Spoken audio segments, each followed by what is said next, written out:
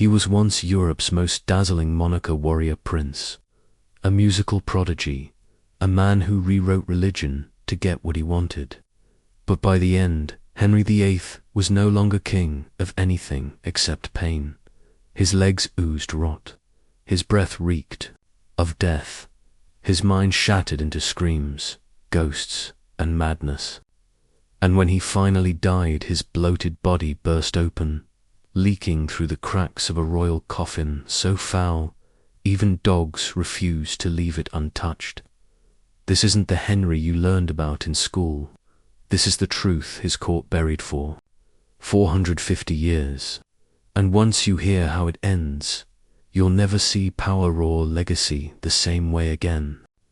Imagine the most powerful man in Europe, a king so feared his word could summon the axe, now reduced to a swollen mass of rotting flesh. Too heavy to stand, too broken to speak, haunted by hallucinations, dripping infection through walls so perfumed that even the noblest courtiers vomited at his presence. His royal body bursting from within like a grotesque prophecy finally fulfilled. And now picture this same man once described as the handsomest monarch in Christendom riding into a jousting tournament at full gallop. The sun glinting off custom-forged armor, the crowd breathless with awe, his warhorse thundering beneath him, a Renaissance god in motion, music and power and poetry all wrapped in one man. And now ask yourself, how did this prince become a monster? How did the hero become a horror? How did the king who tore a nation from the Pope's grip, who executed wives and reformed churches, and dined with scholars, end up screaming into the night, hallucinating ghosts, unable to control his bowels, his mind, or his legacy? This is not a simple story of decline, it is a descent, a slow, horrific, inch-by-inch unraveling of flesh, mind, and myth. And it begins not with poison or betrayal or politics, but with the sound of hooves in a London tilt yard in January of 1536, a sharp collision, a gasp from the crowd, and the echoing silence that followed when England's king fell unconscious for 2 long hours on frozen ground. During those 120 minutes, the realm held its breath, not knowing whether the man who held the crown and the fate of Anne Boleyn's unborn child was dead or alive. And when Henry finally opened his eyes, those who had known him best would later whisper that something inside him never woke up again. Gone was the witty, dancing, debating prince, fluent in Latin and French, composer of songs and lover of philosophy. And in his place rose something darker, something colder, something furious, and unknowably broken. And modern neuroscientists now believe what no Tudor doctor could have guessed, that Henry suffered a frontal lobe injury, trauma that didn't just bruise the brain but rewired it completely, stripping away impulse control, inflaming paranoia, and turning irritation into execution. And so the king returned to court, not as a man reborn, but as a man unraveling, and though his crown gleamed and his robes dazzled, his mind was already beginning to rot, and so was his body. Because that jousting fall had done more than scramble his personality, had reopened an old leg wound, one that would never close again, one that would leak pus and poison until it took him piece by piece. This wasn't metaphorical decay. It was literal, tangible, weeping infection that turned his body into a battlefield. And by the end, Henry VIII was less king than carcass, still breathing, still commanding, but barely human. And what followed, the hallucinations, the madness, the stench, the explosion of his corpse after death, isn't just a medical case study. It's a cautionary tale about power, pride, and the cost of being too feared to be helped, because no one dared tell him the truth. And so the king, who ruled by divine right, rotted alive in divine silence. From the moment Henry VIII was lifted off the jousting field, dazed and furious, the slow undoing of a monarch had begun, not in the form of an enemy's dagger or foreign intrigue, but in his own leg, a wound that would never heal and would never stop leaking, a wound that over the course of 11 years would become both a physical and symbolic embodiment of his inner decay. Because this wasn't a simple scrape or bruise, this was a reopened trauma that stretched deep into tissue and possibly bone. And in an era without antibiotics, without an understanding of sepsis, without even the basic knowledge of germs, this single injury became a festering tunnel into madness. The court physicians, bound by tradition and terrified of royal reprisal, tried leeches and poultices, herbs and compresses, and when none of it worked, they simply drained the pus and prayed. Bowls of yellow-white fluid were carried away daily from the royal chambers, sometimes twice daily, and still the wound never closed. In fact, it grew, and soon there were ulcers on both legs, wide as tennis balls, red-rimmed and oozing. The smell unbearable, and no perfume, no matter how exotic or disguised the rot for long. And yet Henry tried, because vanity had not left him, only his grace had. He ordered special garters with lead weights, convinced that pressure would force the wound shut, not realizing he was cutting off circulation and accelerating the gangrene. He bathed in imported rosewater and ambergris, soaked his skin in musky oils, and demanded that painters continue to depict him standing proud and athletic, towering and virile, even as he could no longer walk unaided. Because, for Henry, appearances were power, and power must not show weakness, not even as his legs, ballooned with fluid and had to be bound so tightly they left bruises on top of the ulcers themselves. And this rotting wasn't contained to the body alone. No modern doctors now suspect he developed chronic osteomyelitis, a deep bone infection that leaks toxins into the bloodstream, reaching the brain, the liver, the heart. And this is where the story tips from horror to something almost biblical, because Henry was being poisoned not by foreign agents or traitors, but by his own body, his own royal flesh turning against him in Slomitian rebellion. The pain never stopped, not for a day, not for an hour, not even for a moment. The sheer agony was so intense that the gentle touch of silk sheets was enough to make him cry out, and yet no one dared treat him like a patient. They treated him like a god in pain. And that difference between treating a man and serving him ensured that he would suffer not just physically, but in isolation, because no one could say no to a man who could have your head removed with a word. Not even when his demands were making things worse, not even when he ordered stronger bandages, heavier weights, more perfumes, more distractions, more lies. All while his mind began to unravel under the pressure of rotting nerves and inflamed blood. And so the wound wasn't just in his leg, it was in his psyche. A deep rupture where identity began to erode, where fear replaced faith, and cruelty replaced curiosity, and through it all, the bleeding never stopped. And the king who once danced until dawn now raged alone in a throne room, so perfumed with desperation that even the most loyal lords had to mask their faces with pomanders, just to approach him without retching, and still they called it majesty. If the rot in Henry's body was appalling, the rot in his mind was far worse. Because, as the poison crept silently through his bloodstream and invaded his brain, it did not arrive like thunder but like fog, subtly, persistently, until the man, who once debated theology with Europe's finest minds, could no longer trust a single soul around him. And the first signs were easy to dismiss: moments of weeping without cause, bursts of rage at minor offenses, sleepless nights filled with pacing in silence, but these were not passing moods. They were cracks in the royal mirror, and soon the cracks became fractures, and the fractures became breaks, and the breaks never healed. What began as irritability became fury. What was once sadness became unrelenting suspicion, and the man who had reformed the Church of England with deliberate calculating ambition began to unravel into someone who saw betrayal in every gesture, danger in every servant's eyes, poison in every cup.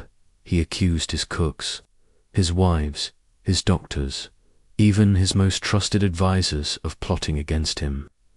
And it wasn't just paranoia, it was delusion, the kind that bends the fabric of reality, until the past and present blur into torment, and the voices of the dead return not in memory but in conversation.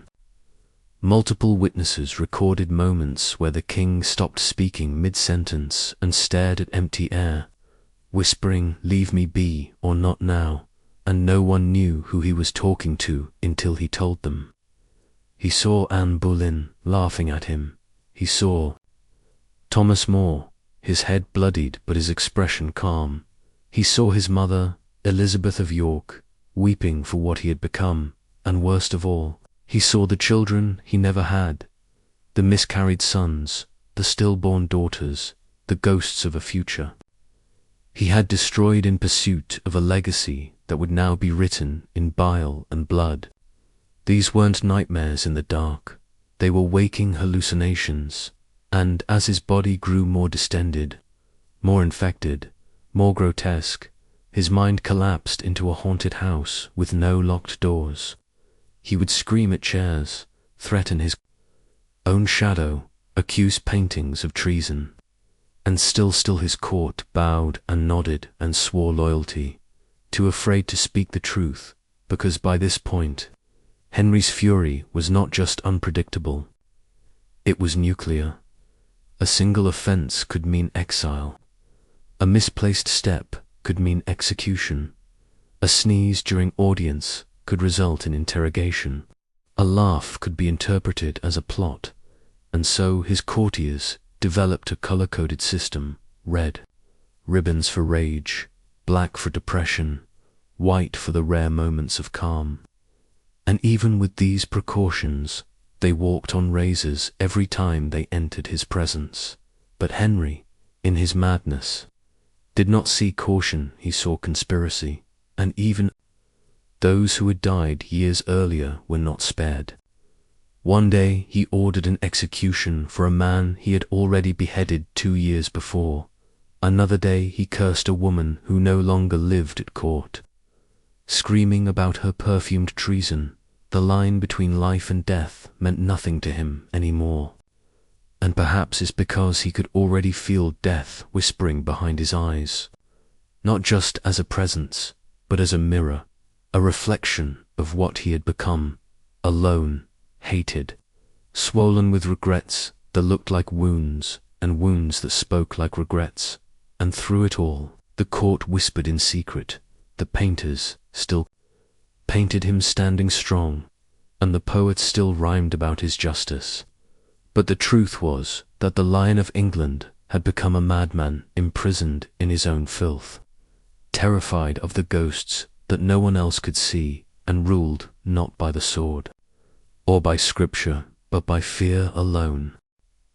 By the early 1540s, Henry VIII no longer resembled a man, but a monstrous parody of his former self, a living corpse propped up by silk, servants, and fear. His once magnificent frame now ballooned into something grotesque. Armor no longer fit. His body doorways had to be widened to accommodate his bulk. Floorboards reinforced beneath his chambers to keep the king from crashing through the palace itself. And still, the royal portraitists painted him standing tall, fists on hips, legs like marble columns, the famous power pose that would echo through history. But it was a lie. Every brushstroke was propaganda, every inch of canvas a desperate attempt to preserve an image that had long since rotted away, because in reality, Henry could no longer walk unassisted, couldn't even sit down without servants removing the arms of specially made chairs to slide his body in sideways. And to dress him, it took 4 men, pulleys, straps, and whispered prayers that the king wouldn't lash out mid-motion. They dressed him lying flat, then hoisted him upright. A ritual of humiliation passed off as ceremony, and still he clung to control. Insisted he was England's rock, the anointed sovereign, even as his body betrayed him at every turn. By 1545 his waist measured 54 inches, his thighs swollen with fluid and infection, his legs wrapped in endless layers of linen soaked with antiseptics that did nothing, because the infection wasn't slowing, it was accelerating. The ulcers that had wept pus for years were now fountains of necrotic decay. One in particular had grown so deep that it exposed bone, and around it the flesh had turned black, a ring of rot around royal authority. His skin, once golden from the summer sun, had turned waxy yellow, matching the whites of his eyes, which now sat sunken in pouches of discolored flesh. His breath reeked of ammonia and rotting meat, a sign the infection had spread to his internal organs, and his tongue swollen and discolored made speech thick and wet, gargled more than spoken. And yet this same man still summoned ambassadors, still signed death warrants, still groped for wives a third his age. Catherine Howard being just one more victim in a long line of young women forced to smile through clenched teeth and endure a monster in royal robes. And when he could no longer ride a horse, he had a wheeled platform designed so he could be seen elevated in public, never showing the ropes and cranks behind the curtain, because everything now was illusion, a kingdom maintained by force and fakery, while inside the king's body everything collapsed. He could no longer digest properly, suffered bloating so extreme that his abdomen swelled as if with tumors, his appetite veering wildly between ravenous hunger and total revulsion, and the fevers came in waves, boiling him in his own sweat before leaving him trembling and pale. And through it all, his rage only grew worse. His outbursts now came with spit and tears and barely comprehensible curses, and the court began to fear even approaching him, because there was nothing predictable left in him, not his health, not his mind, not even his schedule. And so the rituals of the court bent around him like reeds in a storm, inventing new roles, new phrases, new lies to keep the appearance of order as the kingdom's very source of power collapsed into madness. And through it all, no one dared say aloud what everyone could see: the king was dying, just very, very slowly.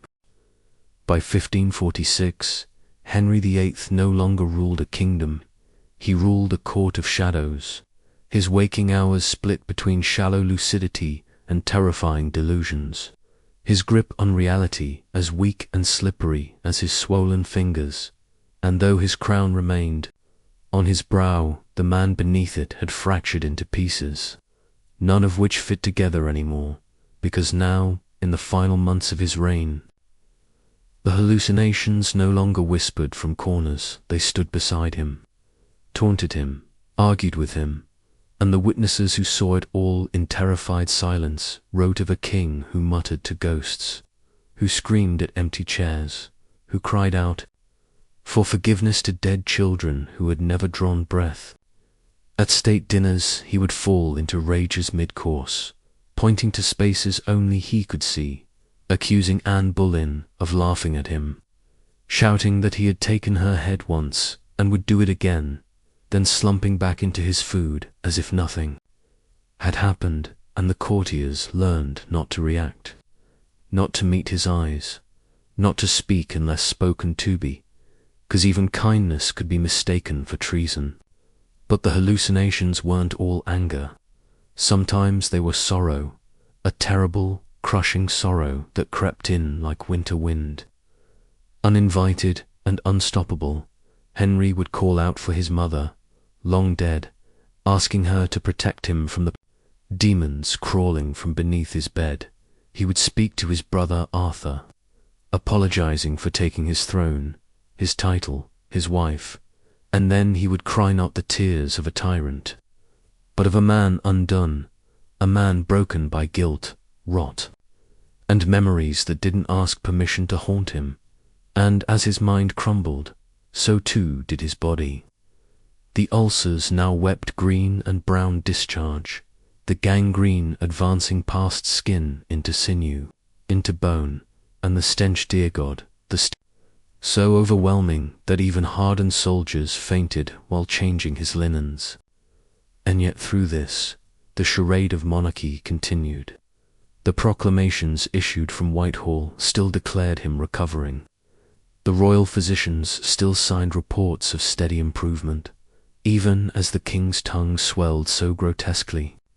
He could barely speak, his words reduced to gargled sobs, wet wheezing, and when he did find a moment of breath, he used it to demand more perfumes, more incense, more wine, or to accuse those around him of betrayal. He became convinced his servants were poisoning him through his bandages, demanded to sniff his own pus-soaked dressings before letting them be burned, and made food tasters try not just his meals, but his medicine, forcing ointments onto their skin before it could touch his own. His paranoia knew no bottom, and it was matched only by his dread, because, despite the robes, the relics, and the reassurances, Henry knew what was coming. He knew the smell of death because he wore it. He knew the weight of judgment because he felt it in every corner, and he knew deep down that no one was praying for him anymore.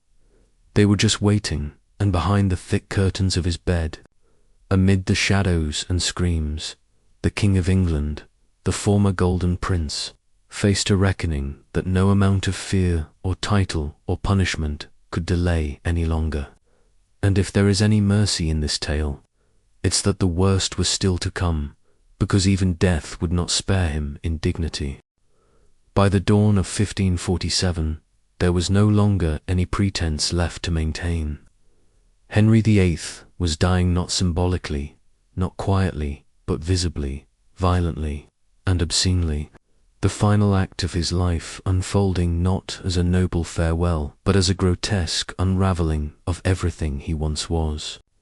And it began with the organs, because after years of systemic infection leaking from his legs into his bloodstream, his body could take no more. His kidneys began to fail first, evidenced by the stench of ammonia in his urine when he could pass any at all, dark brown and thick as syrup, followed by his liver swelling to such a degree that it pushed against his stomach wall, distorting his torso. His abdomen ballooned with fluid, pressing against his lungs and heart, and each breath became a battlefield, each exhalation a rattling wheeze that echoed through the palace halls. But what made this period truly hellish wasn't just the internal collapse, was the visible decay, the horror that could no longer be perfumed or painted over his eyes. Once bright and flirtatious, were now yellow and bloodshot, sunken deep into discolored folds of skin, his legs so grotesquely swollen that the skin split open in places, leaking clear fluid that soaked dozens of linens a day. His face had become almost inhuman, puffed with fluid, his features distorted beyond recognition, the once powerful jawline lost beneath layers of swollen flesh, and his tongue, so engorged by inflammation, rendered his speech into a series of wet, incoherent gargles. Yet, despite all this, he was still the king, still issuing orders, still demanding respect, even as it took 6 men to turn his massive body in bed to prevent beds developed anyway, festering into open wounds that added yet another layer of decay to his failing flesh.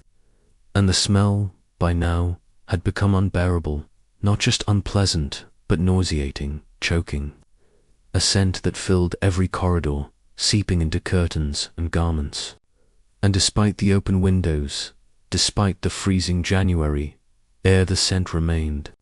And so did the silence, because no one dared speak of what was clearly happening. Not the council, not the physicians, not even his own attendants, who wore cloths over their mouths just to enter his room without vomiting.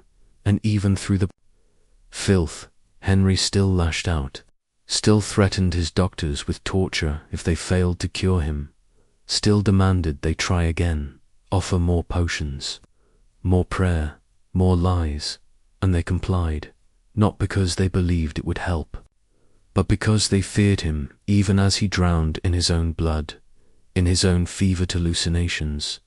And then came the stroke, January 27th, 1547. His face drooped suddenly on the right side, his mouth sagging, drool pooling on his pillow. He lost the ability to speak entirely. And yet even then, even unable to sit upright without help, unable to swallow properly, unable to command in voice, he still tried to sign one last execution order, this time for the Duke of Norfolk, and the mark he left on that paper wasn't a signature, it was a smear of ink and desperation, a final attempt to control a world that no longer listened. And though the council readied for the execution, fate intervened, because the next morning, at 2:07 a.m., King Henry VIII, swollen, broken, gasping, and soaked in sweat, gave one final squeeze of the Archbishop's hand and died, not peacefully, not like the records claimed, but in agony, in terror, in convulsions so violent they cracked the frame of his bed, vomiting black bile between seizures, crying out to dead children, to ghosts, to flames only he could see. The golden prince who had once dazzled Europe died screaming, and the real horror, the part the official record never told, was that his death was only the beginning of the nightmare that followed. Henry VIII died in the dead of night on January 28, 1547. But the stench of his passing wasn't metaphoric, it was chemical, violent, and unstoppable, because unlike the carefully edited chronicles that claimed he passed peacefully, surrounded by loyal courtiers and divine mercy, the truth was far more foul and far more dangerous. For the moment his breathing stopped. His body did not rest, it erupted. The rot that had consumed him from within accelerated with terrifying speed, the infection no longer held in check by pulse or pressure, now free to turn his flesh into gas, his organs into soup, and his royal corpse into a ticking bomb, his attendants already gagging from the scent. During his final days were now forced to endure a horror beyond any medieval medicine, as within hours. The king's body bloated, his skin distended, and the gases of decomposition expanded inside. His gut, chest, and limbs, embalming was attempted in haste, but the embalmers recoiled in shock the moment they opened the body cavity. They found a landscape of ruin. The liver, engorged and diseased, fell apart when touched, the intestines black with gangrene, the stomach bursting with fluid so toxic that one assistant fainted on the spot. Unable to withstand the stench, yet still they worked, desperate to preserve at least the illusion of majesty. They packed the body with over 100 pounds of salt and herbs, wrapped it in waxed cloth soaked in turpentine, and sealed it in a specially reinforced lead coffin so heavy it would later require 8 horses to drag it across rain-drenched roads. But even this effort failed, because rot doesn't obey ceremony. It doesn't care about crowns or crests or titles. And inside that coffin, gases continued to build, pressure rising by the hour, swelling the corpse until the seams of the lead began to warp. And then on the second night of the funeral procession, after a stop at Sion Abbey, ironically one of the very monasteries Henry had dissolved in life, the inevitable happened in the dead of night, with only a few guards standing vigil. The coffin ruptured, splitting with a sound described as like a thunderclap, and the contents leaked out onto the chapel floor. Not simply blood, but liquefied organs, foul-smelling sludge that once had been a man. The fluid spread beneath the coffin stand, soaking into the stone, and by morning, guards were horrified to find that dogs had entered the chapel, lapping up the royal remains, not in malice but in instinct, treating the body of a king as they would any putrid carcass. And this was the final humiliation.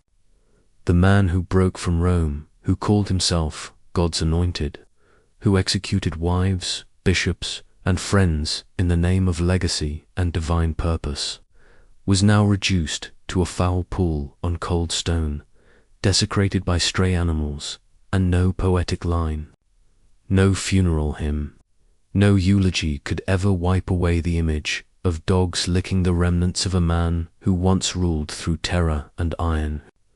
The court panicked, sealed the coffin again, ordered lime and sawdust to be poured over the floor, and threatened all witnesses with death if they spoke a word of what had happened. When the coffin finally arrived at Windsor Castle, it was quickly buried without the public viewing that had been planned, and the final ceremony was stripped of spectacle, not out of modesty, but because there was nothing left of Henry to display that wouldn't ruin the royal myth. And so the cover-up began. Proclamations issued declaring a peaceful passing. Official portraits left untouched, the memory of his final days quietly buried under layers of silence and fear. And yet the truth leaked out anyway, through foreign ambassadors' letters, through whispered court journals, and centuries later through forensic studies and unsealed diaries. The myth collapsed, and what was left was this: Henry VIII, once the golden hope of Tudor England, died not a hero, not a martyr, not a monarch at peace, but a bloated, fevered, delusional mass of rotting flesh, whose own body betrayed him more completely than any assassin ever could, whose death exploded the illusion he spent a lifetime crafting, and whose final remains were lapped up not by mourning nobles, but by dogs. When the last stone was set over Henry VIII's grave at Windsor, when the lime had masked the smell and the wax had sealed the fluids and the guards had been sworn to silence, England didn't mourn, they reset. The regime shifted to Edward. The son Henry had longed for but barely raised. The court purged and reorganized itself. And history, for the most part, looked forward, not back, painting the king's memory with thick coats of whitewash. The myth of the strong Tudor monarch father of the Church of England, breaker of papal chains, patron of the Renaissance, was burnished until it gleamed like polished gold, but beneath that gleam lay rot, not just in his body but in his story, because the truth of Henry's final years is not one of dignity or triumph, but of madness, of suffering so intense it silenced even the most sycophantic mouths, of hallucinations that blurred the veil between life and death, of a body so decomposed it ruptured its own coffin and fed dogs from the floor of a chapel. And for centuries that truth was hidden, not because it was irrelevant, but because it was damning, because it revealed a terrifying truth about power, that it doesn't protect you, it isolates you, that the more feared you are, the less anyone dares to help you. And Henry, who had once ruled with dazzling charisma, who had once danced and debated and loved with an infectious brilliance, ended not only unloved, but unrecognizable. And yet, still his portraits hung in palaces. Still his name was printed in textbooks as the king who redefined a nation. But now, through secret diaries, forensic findings, and long-suppressed medical records, the illusion has been torn open like his coffin, and what lies beneath is something far more human, far more tragic, and far more instructive than any royal monument could offer, because Henry's final chapter is not a story of death. It's a story of transformation, of how unchecked power, untreated wounds, and unchallenged delusions can turn a man into a monster, and a king into a cautionary tale. And so, if there is one truth to take from his downfall, one lesson that matters even now, it is this: the strength of a ruler is not in how loudly they are obeyed, but in whether anyone dares to tell them the truth before it's too late. Henry had the crown, the court, the church, the army as everything except the truth, and in the end, that truth came too late, rising not from lips, but from limbs swollen with gangrene, from eyes haunted by ghosts, and from a coffin that couldn't contain the decay. He ruled through fear, and died in it, and in doing so, left behind a throne heavy with blood, with silence, and with a legacy that still drips with warning. Henry VIII's fall was not just a physical decay, but a psychological and moral collapse, a case study in how absolute power can blind a ruler, isolate them from help, and turn a legacy built on greatness into one defined by fear, silence, and rot. His reign may have changed a nation, but his death reminds us that even kings are mortal, and no myth, no matter how gilded, can forever hide the stink of truth.